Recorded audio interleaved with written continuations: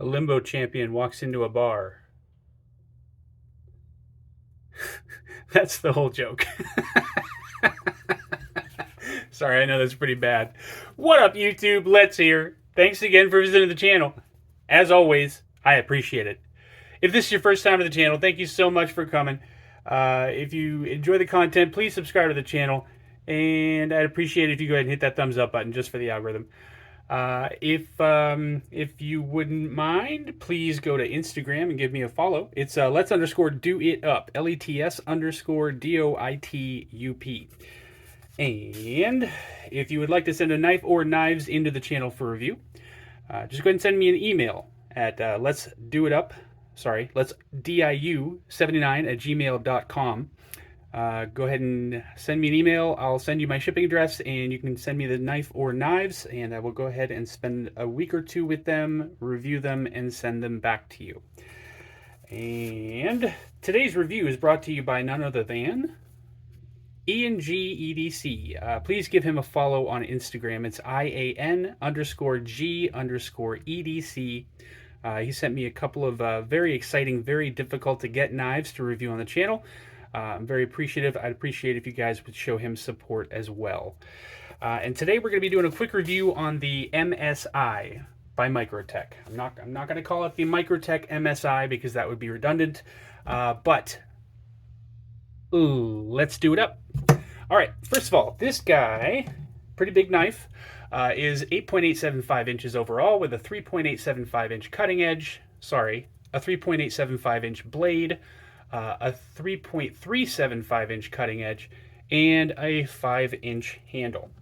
We'll do some quick size comparisons. Compared to the Rat Model 1, the MSI is going to be just a little bit longer. And compared to the Rat Model 2, the MSI obviously is going to be quite a bit longer. The DEMKO knives, the AD20S is obviously going to be just a little bit shorter than the MSI, excuse me. And the 20.5 is going to be quite a bit shorter than the MSI. Last but certainly not least, we've got the SPYDERCO knives. SPYDERCO Paramilitary 2 is going to be quite a bit shorter than the MSI, and the Para 3 obviously is going to be quite a bit shorter than the MSI. Carry profile. Looks like the MSI is going to be just a little bit longer than the Paramilitary 2, and it's obviously going to be quite a bit longer than the Para 3. Thickness compared to the Para 3. The MSI is going to be just a little bit thicker than the Para 3. And height, when compared to the Para 3, looks like it's going to be just about the same, maybe just a bit taller, just a hair taller than the Para 3. All right, blade steel in this guy. We are looking at M390 MK. Which is MICROTECH's proprietary M390 steel. I'm not sure exactly what they added to it or took away from it to make it M390 MK, but I'm trying not to do the whole M390 MK thing, but I just did it. So, so we are looking at a sheep's foot style blade here with a flat grind. We've got a flat that carries out to about, I'd say about 85% the length of the blade, and there is a swedge here that carries all the way out to about 90% the length of the blade. You've got a little bit of an opening hole here, which is nice. You can use that with your thumb or your middle finger flick. This obviously is running on bearings. You have G10 scales. With a T20 pivot. When I did the unboxing, I said this was looked like a T15 pivot, but I was mistaken. It's a T20, and all the rest of the body screws, including the pocket clip screws, are T8s. The pocket clip here is just a stamped steel pocket clip with MICROTECH written on it, and you've also got the serial number and MSI along with the date of birth on this guy. You also have the MICROTECH symbol here, which is nice that they didn't put it on the entire blade, and you've got the M390 MK down there. You have a filler tab here for the pocket clip groove, and so obviously this guy is reversible, which is nice. The lock on this guy is MICROTECH's RAM lock. It's their answer to the kind of like the crossbar lock sort of thing, but instead of running on Omega springs, this one is running on a coil spring, which is nice. See if I can get that focused on the camera so you can see the coil spring in there. It also has quite a big stop pin here, so that's what this screw here is holding in. Very nice knife. It looks like it's got kind of cartridge liners, but they do go all the way out to the end of the knife here almost. Actually, I'm sorry, they go about 3/4 of the way down to the end of the knife. See if I can get you to see that in there. I'm not sure if you can see it or not, but like I said, it stops right about where the backspacer stops. The backspacer on this guy is also stainless steel. There's no titanium on this knife, but that's not a big deal. If you're able to get it on MICROTECH Gear's site, you can get this for $250. However, if you don't go to MICROTECH Gear's site, if you end up getting this off of Blade HQ or something like that, you're going to end up paying closer to $400 for it, which is absolutely ridiculous. You know, if I'm not able to find this knife on MICROTECH Gear's site, then I'm probably going to end up just not purchasing it at all.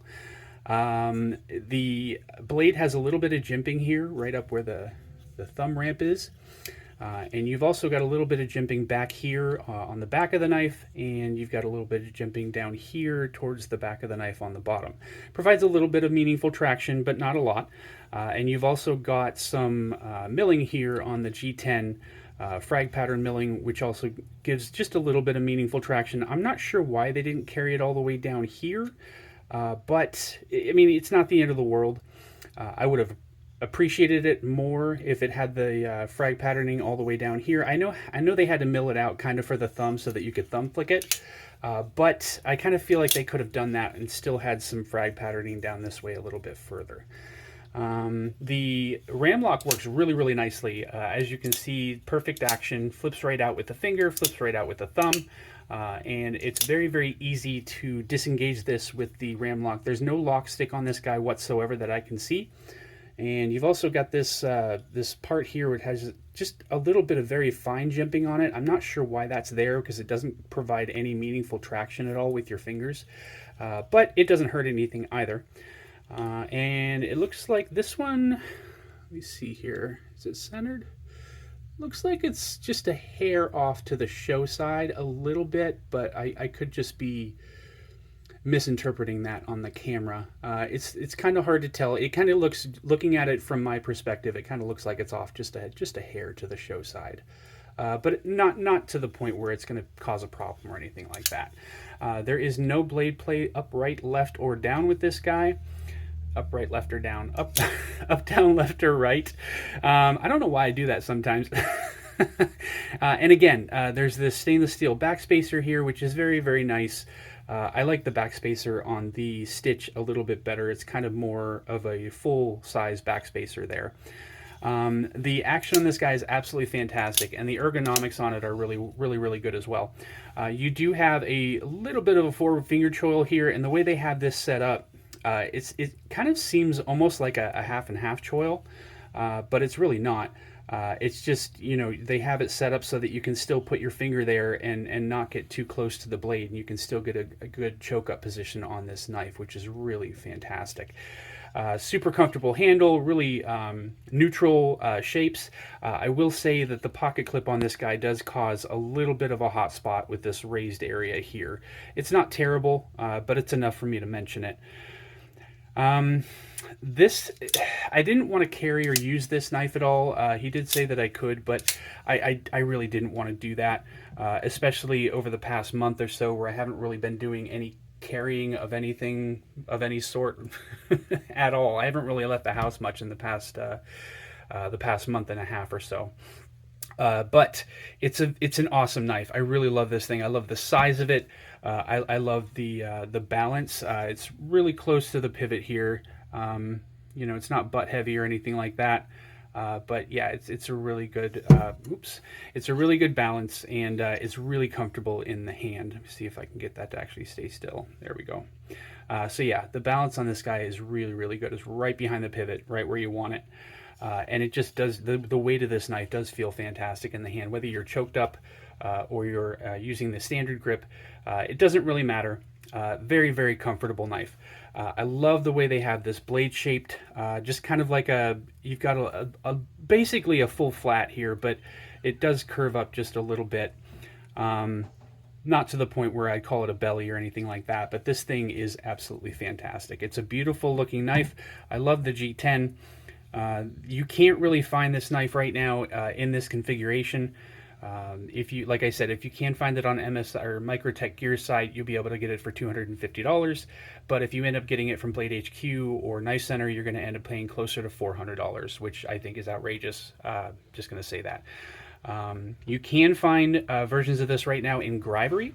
I don't really know a lot of people that would care to have this knife in Grivery, but you can get it. It's about $191, and I will link those in the description just in case anybody is interested in getting something like that. If I am going to get this knife, I'm going to want to get the G10 version, but I'm certainly not going to pay $400 for it, that's for sure. I haven't changed out the pocket clip to go to the other side, but as you can see, it's kind of it's a strange kind of pocket clip. Like, you have to actually take the screws out to get this thing out, but it has kind of slots here where it kind of looks like you can kind of like turn it into position, but it's not. That's not really the case here. Like I said, I didn't try to do it, but I don't really see how that would work. But you can just flip this filler tab over to the other side when you flip the pocket clip, and that will fill in the groove on the other side. I do like the way they have the milling done on the button for this ram lock. It's a little bit extra, but I don't hate it. I like the traction that it provides, and you're able to really get a really good grip on that thing. And as you can see, kind of just it really whips back into the handle with no problem whatsoever using that ram lock. So it works absolutely phenomenally. I really love this thing a lot. I love the oversized pivot. And I love the oversized stop pin. There's really not much about this knife that I don't love, except for maybe the pocket clip. And like I said, the milling on the G10 could have been stretched out a little bit further, I feel. They do have a lanyard hole here, which you guys know I'm not a huge fan of those, so it doesn't really matter to me. But the lanyard people out there will be happy with that. As I said, I really, really enjoy this knife. I like it a lot. I think it's fantastic. And I think anybody that does choose to buy it would be more than happy with it, whether you get the G10 version or the Grivery version or whatever. And I also love the stitch too. I'll be doing the review on that next. But I hope you guys enjoyed the video. If you did, please like and subscribe. I'd really appreciate that. And stay up, y'all. Take it easy. Bye.